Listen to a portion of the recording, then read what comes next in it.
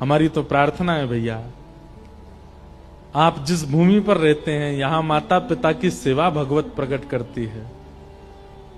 बाकी काम बाद में कीजिएगा, नियम कीजिए, साधना कीजिए, जप कीजिए, नाम गाइए, कथा सुनिए, पर सबसे पहले दिन की शुरुआत माता पिता को प्रणाम करके कीजिए, उनको वंदन कीजिए।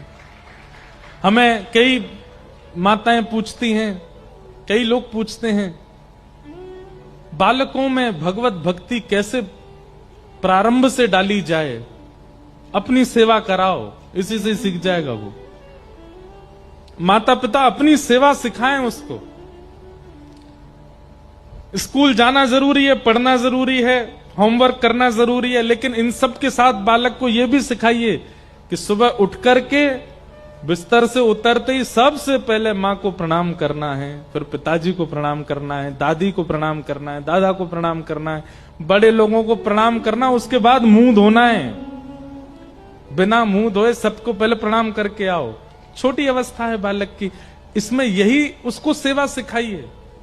फिर स्नान ध्यान करके अपना बाल भोग करके स्कूल जाते हो, ट्यूशन जाते हो, कॉलेज जाते हो, घर से बाहर निकलना है तो सबको प्रणाम करके निकलना है, घर आना है तो सबको प्रणाम करना है, ये सिखाइए।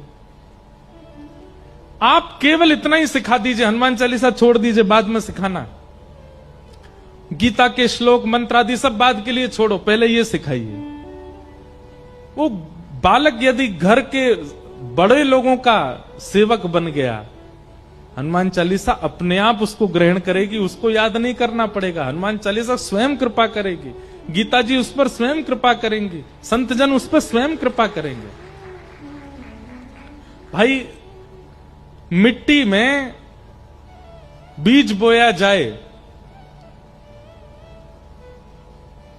और जल डाला जाए, सूर्य का प्रकाश किया जाए, तो बीज अपने आप पुष्पित होता है, अपने आप पौधा बनता है, पौधे से वृक्ष बनता है, वृक्ष से अब उसमें फल टांगने नहीं पड़ते, उसमें फूल लगाने नहीं पड़ते, अपने आप प्रकट करता है।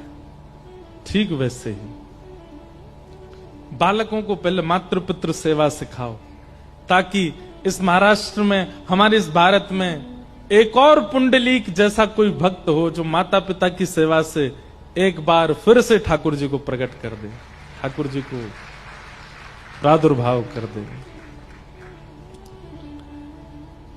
ऐसी भूमि है महाराष्ट्र की।